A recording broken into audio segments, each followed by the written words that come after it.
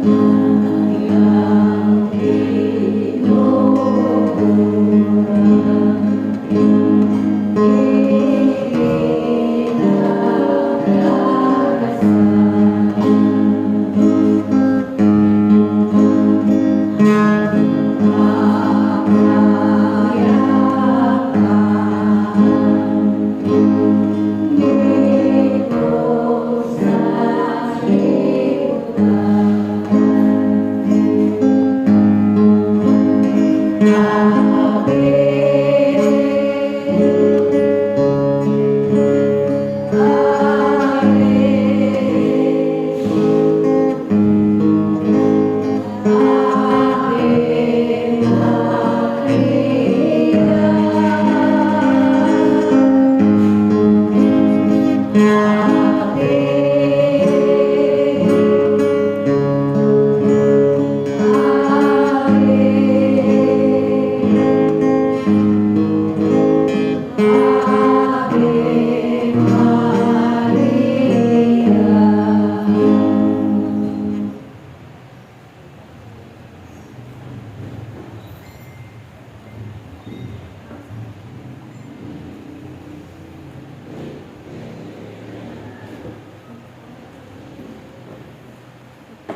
po tayo? So malakas sa palakpak sa ating Panginoon. Praise Yahweh! Praise Yahweh! Hallelujah! Praise Yahweh! God is good! All the time! The will of the Father! Yes, I will! Set my spirit free! Yahweh Shaddai! Praise the Lord! Now and forever! Maraming palakpak! Palakpakan natin si Amang Yahweh! Praise Yahweh! Hallelujah! Praise Yahweh! Amen, no? Ang aking pong ipapanayam ngayon ay ang Basic Mariology. Ito po yung maikling pag-aaral tungkol kay Maria na ina ng ating Panginoong Jesus. Amen? Malakas sa palakpak sa ating Panginoon. So mga kapatid, kilala niyo ba si Maria na ina ng ating Panginoong Jesus? Ha?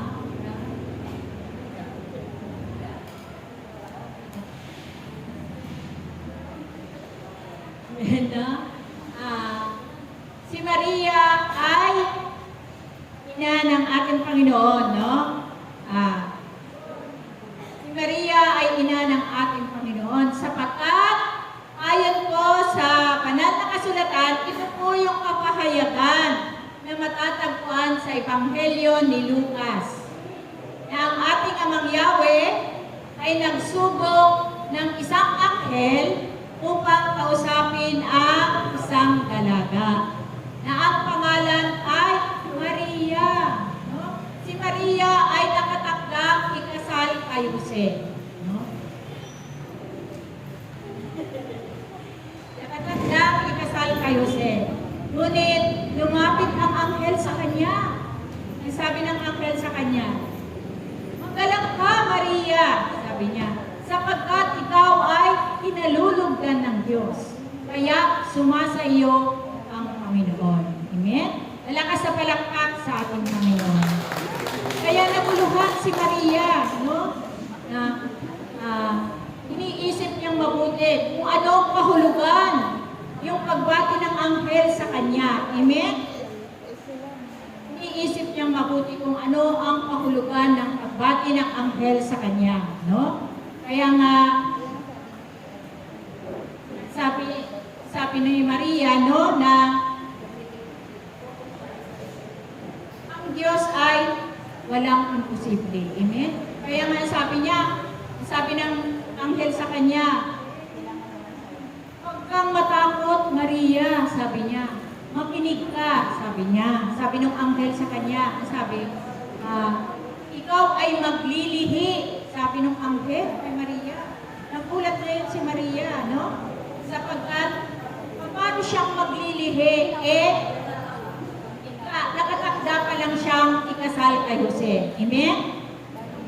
14 years old pa lang si Mama Mary. Kaya nga, nagulat siya nung sinabihan siya ng anghel na siya ay maglilihi. Amen?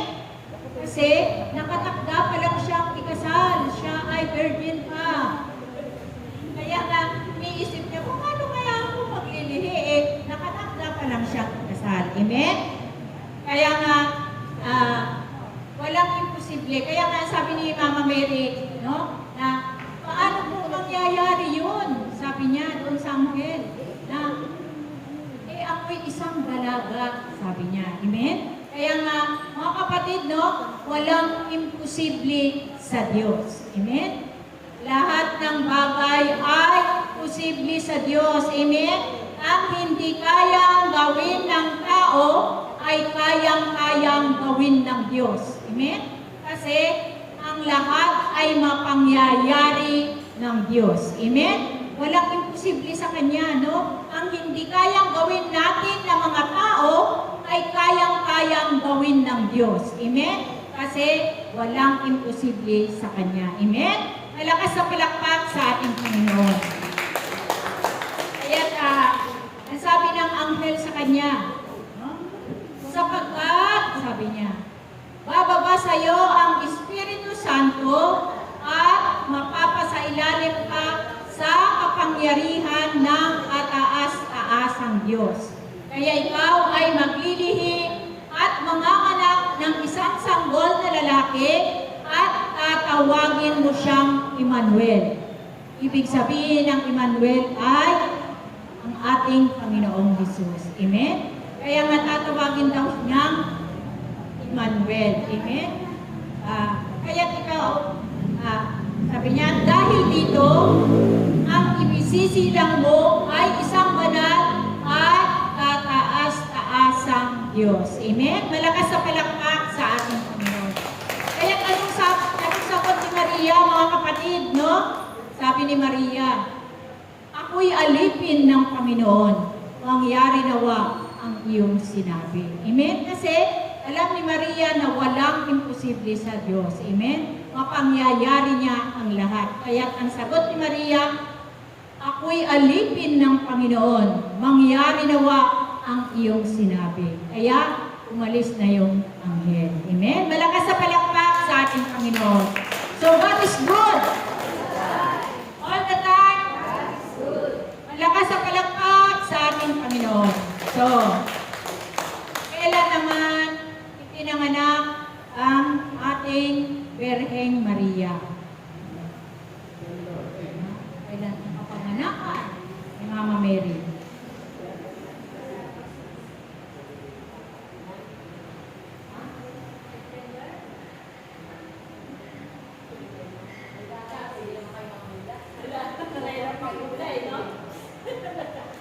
Amen, no? Ang ating Panay ng Maria ay ipinanganak noong September 8. No? Kaya tanda natin. Kapag tinanong ka kung kailan ipinanganak ang ating Mama Mary, alam mo na, September 8. Yung September 8, di ba, ay ipinagdiriwang ang kanyang kapanganakan sa simbahang Katoliko. Yung September 8, ipinagdiriwang yung kapanganakan ng ating mahal na Birheng Maria. Amen? So, saan naman ipinanganak ang ating inang Birheng Maria? No? Siya ay ipinanganak sa Nazareth, Galilea. Amen? Nazareth, Galilea. Amen? At sino naman ang kanyang mga magulang? Anong pangalan ng mga magulang ng ating inang Birheng Maria? Amen? Siyempre, meron siyang magulang, no? No? Ang kanyang mga magulang ay, ang pangalan ng kanyang nanay ay si Santa Ana. Amen? At ang kanyang ama ay si San Joaquin, no? Si San Joaquin. At si Santa Ana ang kanyang mga magulang. Amen? So, ano naman ang trabaho? Ano naman ang trabaho ng mga magulang ni Mama Mary? Yan, no? Ang trabaho ng mga magulang ng ating mahal na Birheng Maria ay sila ay isang magsasaka o pastol na naglilingkod sa ating Panginoong Diyos. Amen? Malakas sa palakpak sa ating Panginoon. Na ngayon, pag bumalik kayo ulit, tatanungin na naman kayo. Yan, no? Kaya nga, sa paglipas ng panahon, no? Ang pagsasama ni San Joaquin at si Santa Ana ay hindi sila magkaroon ng anak. No? Kaya nga si San Joaquin, siya ay nanalangin ng 40 araw doon sa ilang upang humingi ng anak. No? Nanalangin si San Joaquin sa ilang na humingi ng anak. At si Santa Ana naman, siya ay naiwan doon sa kanilang tahanan. No? Siya ay mataimtim na nanalangin sa ating Panginoon. At siya ay humihingi rin ng anak. Amen? Malakas sa palakpak sa ating Panginoon. Kaya nga sa pananalangin nila, no, sila ay nangako. No? Nangako sila sa Diyos na kung magkakaanak sila, ay palalakihin nila at itatalaga nila sa paglilingkod sa Diyos yung magiging anak nila. No? Kaya nga, nung matapos na sila ay nanalangin, no, ang ating Panginoon ay tinubon niya yung kanilang panalangin. Amen? Tinubon niyang ating Amang Yahweh yung panalangin ni Santa Ana at saka si San Joaquin na sila ay magkaroon ng anak. Amen? Kaya sa kanyang katandahan, si Santa Ana, siya ay naglihi. No? Naglihi si Santa Ana. Amen? At sa kanyang paglilihi, sa kasimulan ng kanyang paglilihi, no, tunay na walang bahid na salang orihinal ang dumumi sa kanilang anak. Amen? Kaya nga nagalak ang mag-asawa, no, sa pagsilang ng kanilang anak na babae, no, na pinangalanan nila Maria na ina ni Jesus. Amen? Malakas sa palakpak sa ating Panginoon. At sa pagsapit ng 3 taon nung ni Mama Mary, siya ay dinala siya ng kanyang mga magulang doon sa templo ng Diyos sa Jerusalem. Amen? Dahil yun yung pangako nila na itatalaga nila. Kaya nga, 3 taon pa lang si Mama Mary ay itinalaganan nila upang tukarin nila yung pangako nila sa Diyos na kapag sila ay nagkaroon ng anak, ay itatalaga nila sa paglilingkod sa Diyos. Amen? Malakas sa palakpak sa ating Panginoon. Kaya nga, ang ating mahal na ina ay tinuruan doon sa templo ng Jerusalem. No? Tinuruan siyang manalangin, magdasal ng Santo Rosario, at mag-aral ng salita ng Diyos. Amen? Malakas sa palakpak sa ating Panginoon. At doon, sa templo, doon siya kinumpleto ng Diyos. No? At pinatatag ang kanyang pananampalataya, kaya siya ay inalugdan ng Diyos. Amen? Malakas sa palakpak sa ating Panginoon. God is good. All the time. Maraming palakpak. So, kailan naman ipinagdiriwang, kailan naman itinalaga ang pagkaberhen ni Mama Mary ng langit at ng lupa? Amen? Kailan siya itinalaga? Oh?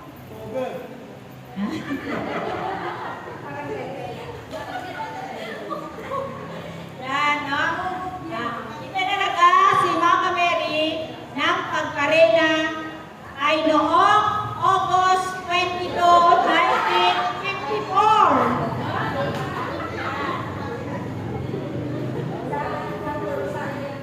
Doon siya itinalaga noong August 22, 1954. Itinalaga siya ng kanyang pagkarena, no? Ng langit at ng lupa. Amen? Kaya nga, tuwing August 22, ay ipinagdiriwang ng simbahang Katoliko yung pagkarena ng langit at lupa ni Mama Mary. Amen? Malakas sa palakpak sa ating Panginoon.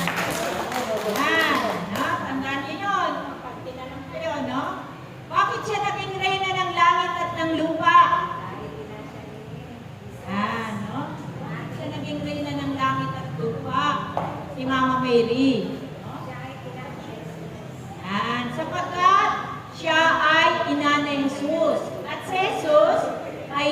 hari. Amen? Yan, no? At si Mama Mary ay ating ina. Amen? At nanay nating lahat. Amen? Kaya siya naging reyna ng langit at ng lupa. Amen? Malakas sa palakpak sa ating Panginoon. So, ano naman yung tungkulin? Ano naman yung tungkulin niya bilang reyna ng langit at ng lupa? Yan. Anong tungkulin ni Mama Mary? No? Anong tungkulin niya bilang reyna ng langit at ng lupa? Amen? Tungkulin ni Mama Mary bilang reyna ng langit at ng lupa, si Mama Mary ay naroroon sa sentrong Jerusalem, no? Sa sentrong Jerusalem, sa harapan ni Amang Yahweh, no? Siya ay nananalangin para sa ating lahat. Amen? Siya ay nanaw sa lupa tulad ng mga anghel, no? Para tayo ay subaybayan at pinupuntahan niya tayo, no? At ginagabayan tayo at kinakausap ni Mama Mary. Amen? Malakas sa palakpak sa ating Panginoon. Katulad nung naganap sa Fatima, Portugal. Amen? No? Kinausap ni Mama Mary yung tatlong bata. Amen? Doon sa Fatima, Portugal. Amen? Ito yung aparisyon ng Fatima, Portugal. Ito yung aparisyon ng mahal na Birhen ng Fatima. Amen? Ito ang unang aparisyon, no? Ng mahal na Birhen ng Fatima na aprobado ng buong mundo. Amen?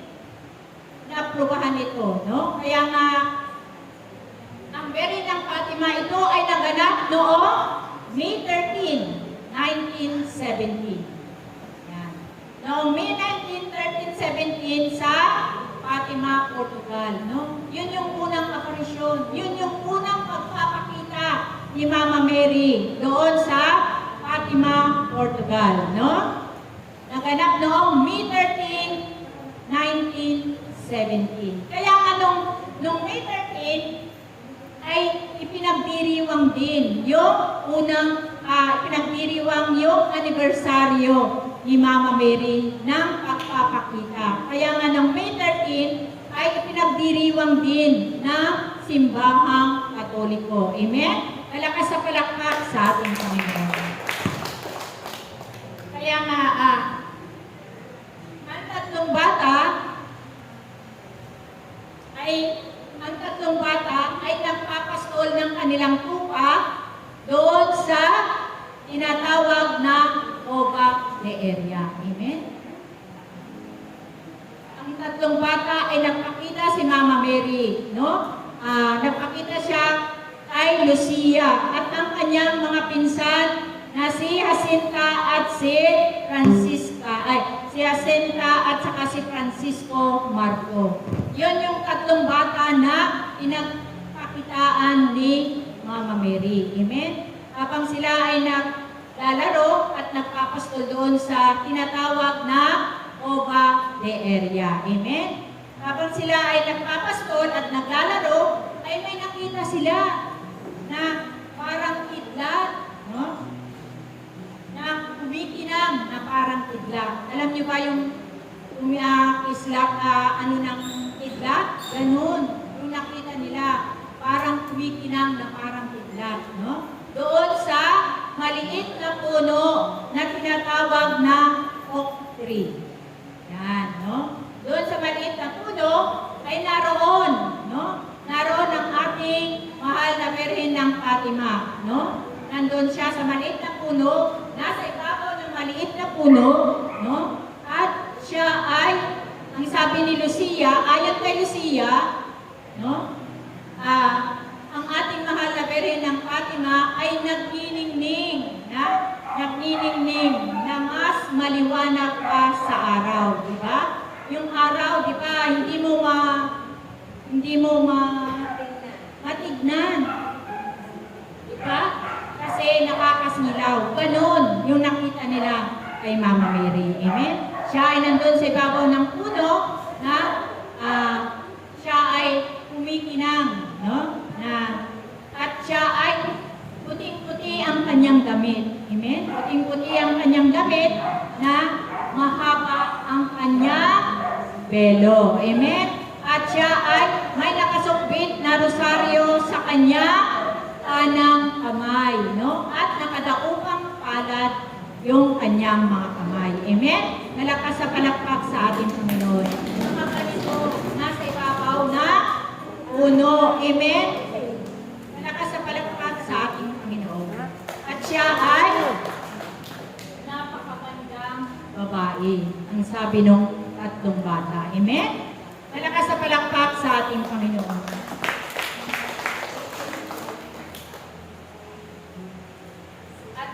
Hiniling, no? Hiniling ni Mama Mary na doon sa tatlong bata na sila ay babalik doon, no? Na tuwing ika-13 na kada buwan, no?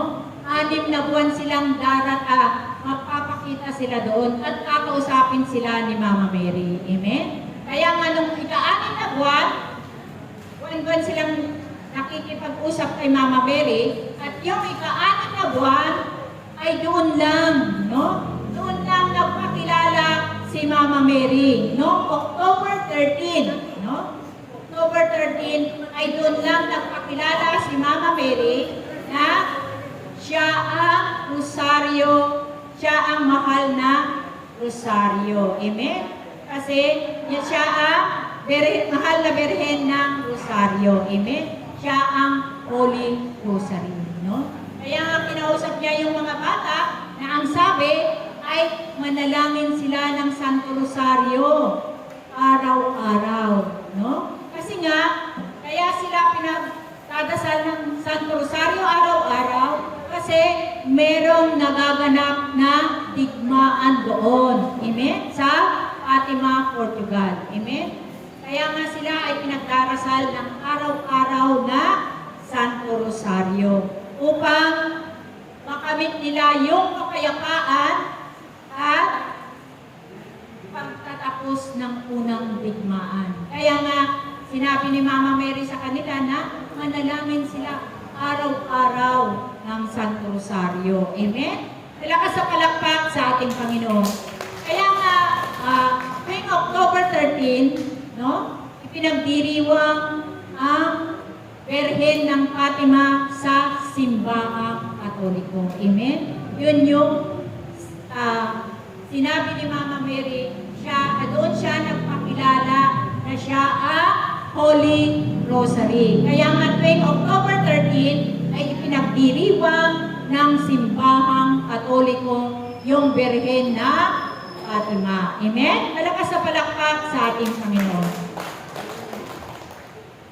God is good. All the time. Malakas sa palakpak sa ating Panginoon.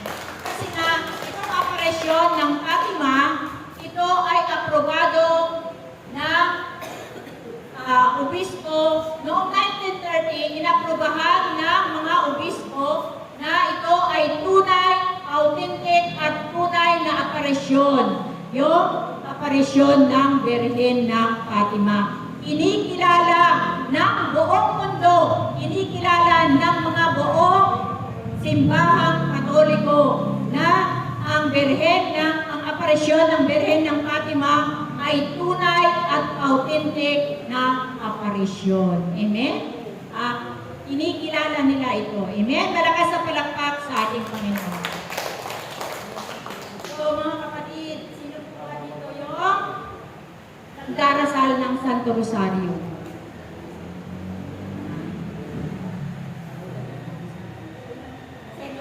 Sino yung nagdarasal ng Santo Rosario dito? Araw-araw na nagdarasal ng Santo Rosario. Yan. Ay, tatlo lang. Sino po mga kapatid nagdarasal ng Santo Rosario? Amen? Ano? Kasi yung pagdarasal ng Santo Rosario ay may 15 pangako. Amen? Na kapag ikaw ay nagdarasal ng Santo Rosario, ay may 15 pangako pala yung Santo Rosario. Amen? Kaya nga, yung 15 pangako, ito ay babasahin ko sa inyo para alam ninyo na kapag kayo ay nagdarasal ng Santo Rosario, ito yung makakangtan ninyo na pangako ng Santo Rosario. Amen? Malakas sa palakpak sa ating Panginoon. Yan, no? Number 1, no?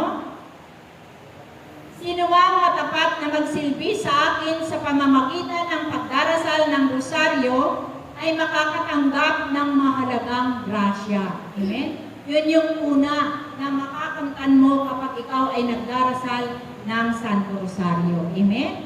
At ang pangalawa, ipinangangako ko ang aking tanging pagsasanggalang at grasya sa lahat ng magdarasal ng Rosario. Amen? At ang pangatlo, ang Rosario ay isang malakas na baluti laban sa impyerno. Ito ay makagigiba ng bisyo, makakabawas ng kasalanan at makakalaban sa maling pananampalataya. Amen?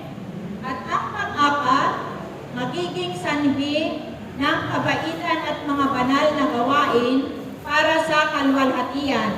Ito ay makapagkakamit para sa kaluluwa ng masaganang awa ng Diyos.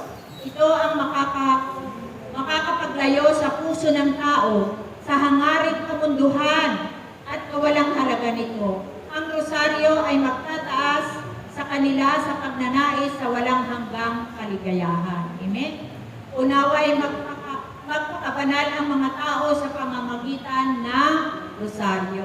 Amen? At ang panglima, ang mga kaluluwa na naglalagak sa kanilang sarili sa akin sa pamamagitan ng rosaryo ay hindi mapapahamak. Amen? Yun yung panglima. Amen? Kapag ikaw pala ay nagdarasal ng Santo Rosario, no? Ay hindi ka pala mapapahamak. Amen? Yan. Hindi ka sa pamamagitan ng Rosario ay hindi ka pala mapapahamak. No? Yun yung panglima na pangako. No? At ang pang-anim, ang sinumang magdarasal ng taimtim ng Rosario, habang nagninilay ng mga misteryo ay hindi malulupig ng kasawiang palad. No? Siya ay hindi parurusahan ng hustisya ng Diyos, hindi siya mamamatay sa kamatayang walang paghahanda. Kung siya ay nabubuhay ng matuwid, siya ay mananatili sa grasya at magiging karapat-dapat sa buhay na walang hanggan. Amen? Kapag ikaw pala ay nagdarasal ng Santo Rosario, no?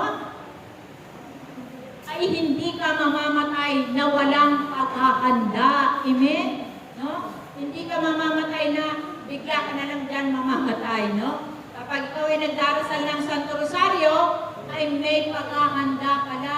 No? Hindi ka mamamatay lang na bigla ka na lang dyan na mamamatay. Amen? Yun yung pang-anim na pangako. At ang pang-ito, sino nga may matapat na debosyon sa Rosario, ay hindi mamamatay ng walang sakramento ng Iglesia. Amen? At pangwalo, ang mga matatapat sa pagdarasal ng Rosario ay magkakaroon sa buhay at sa kamatayan ng liwanag ng Diyos at kasaganaan ng grasya ng merito ng mga santo sa paraiso. Yan, yun yung pangwalo. No? At ang pangsyam, aking hahanguin sa purgatorio ang mga devoto ng Santo Rosario. Amen? Kapag ikaw pala ay nagdarasal ng Santo Rosario, no? Ikaw pala ay hahanguin sa purgatorio. Amen? Kapag ikaw ay namatay at ikaw ay nandoon sa purgatorio, at ikaw pala ay hahanguin ng Diyos. No? Kasi nga, nung nabubuhay ka, ikaw ay nagdarasal ng Santo Rosario. Amen? So, ang pang-sampo, ang matatapat na anak ng ating Rosario ay magkakamit ng mataas na kalwalhatian sa langit. Amen? Kapag ikaw pala ay nagdarasal ng Santo Rosario, Rosario, no? Makakamit mo pala ang mataas na kalwalhatian sa langit. Amen? At pang-11, makakamtan niya ang anumang hingin niya sa akin sa pamamagitan ng Santo Rosario. Amen, no? Napakaganda, no? Kapag ikaw pala ay nagdarasal ng Santo Rosario, no? Anuman ang hingin mo, ito ay makakamtan mo kapag ikaw ay nagdarasal ng Santo Rosario. Amen? Malakas sa palakpak sa ating Panginoon. At ang pang-12, lahat ng nagpapalaganap ng devotion sa Santo Rosario ay tutulungan ko sa kanilang pangangailangan. Amen? Tunay, no? Tunay na ito ang makakamtan mo. Itong 12 na ito, na kapag ikaw ay nagdarasal ng Santo Rosario, no? Lahat ng pangangailangan mo ay makakamtan mo. Amen? Kasi, ito ay nakakamit ko rin, no? Sa pagdarasal ng Santo Rosario, no? Kasi, yung pangangailangan mo, no? Kapag ikaw ay nagdarasal, ay hindi ka pababayaan ng Diyos, no? Lahat ng pangangailangan mo ay ipagkakaloob ng Diyos. Kasi nga, meron siyang gagamitin na tao para yung pangangailangan mo na idinadasal sa Kanya ay makakamtan mo. Amen? Malakas sa palakpak sa ating Panginoon. At pang-13, ang lahat ng tagapagtaguyod ng rosaryo ay magkakaroon ng tagapamagitan sa buong kalangitan. Amen? Malakas sa palakpak sa ating Panginoon. Kapag ikaw pala ay nagdarasal ng Santo Rosario, ay meron kang tagapamagitan. Meron tayong tagapamagitan sa kalangitan. Sino pa ba yung tagapamagitan natin sa kalangitan?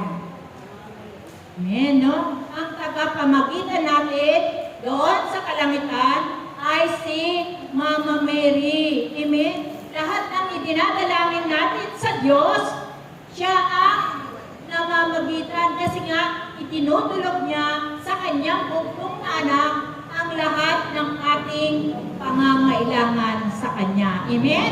Nalakas sa palakpak sa ating Panginoon.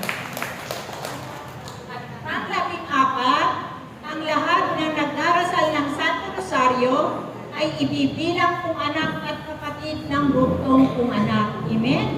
Kapag ikaw pala ay nagdarasal ng Santo Rosario, no? Ay ibibilang ka palang anak at kapatid ng kanyang bugtong na anak. Amen?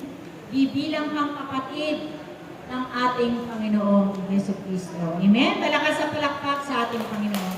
At ang panghuli, pang-15, ang debosyon sa aking rosaryo ay isang dakilang tanda ng kahalagahan ng pagkaligtas ng isang tao. Amen?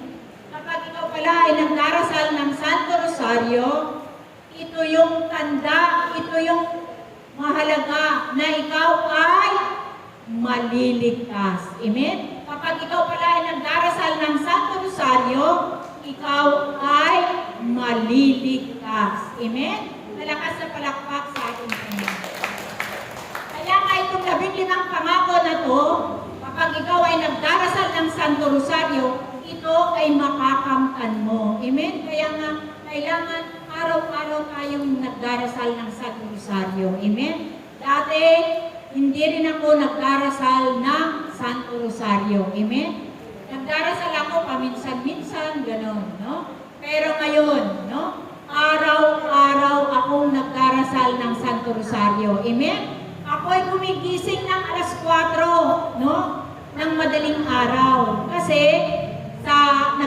nagdarasal ako ng Santo Rosario araw-araw. Tuwing alas 4 ng madaling araw. Amen? Kasi nga, kapag hindi ako nagdarasal ng Santo Rosario, parang hindi kumpleto ang araw ko. Amen? Kaya nga, kahit na ako'y puyat, no?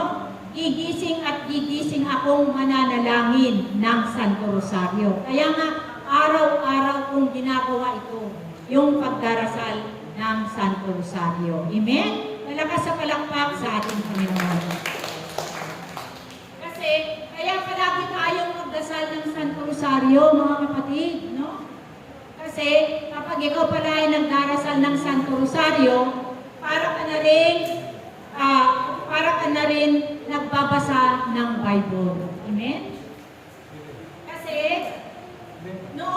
nung unang panahon, no, wala pang handi Bible, no? Kaya nga ang ginagawa ng mga tao noon, ang ginagawa nila ay nagdarasal palagi ng Santo Rosario. Kasi kapag ikaw pala ay nagdarasal ng Santo Rosario, para ka na rin nagbabasa ng Bible.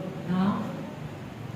Bakit para kang nagdarasal? Kasi nga, kaya nga nagkaroon lang ng handi Bible noong 15th century. Nung meron ng imprenta, kaya nagkaroon ng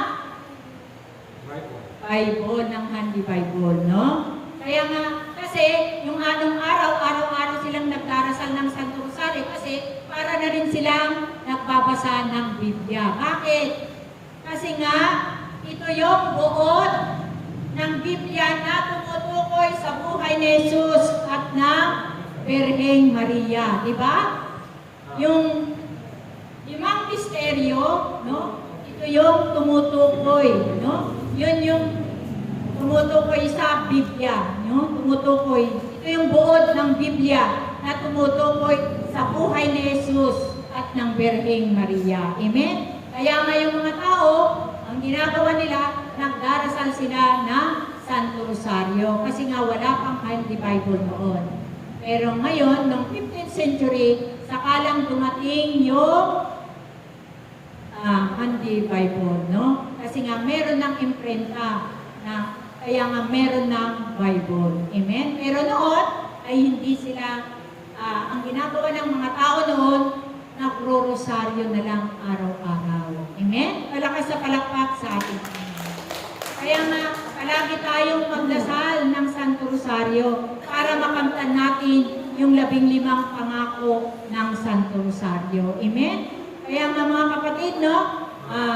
Ito yung maikling pag-aaral tungkol sa buhay ni Maria. Amen? So, maraming salamat po sa inyong lahat at magandang hapon sa inyo.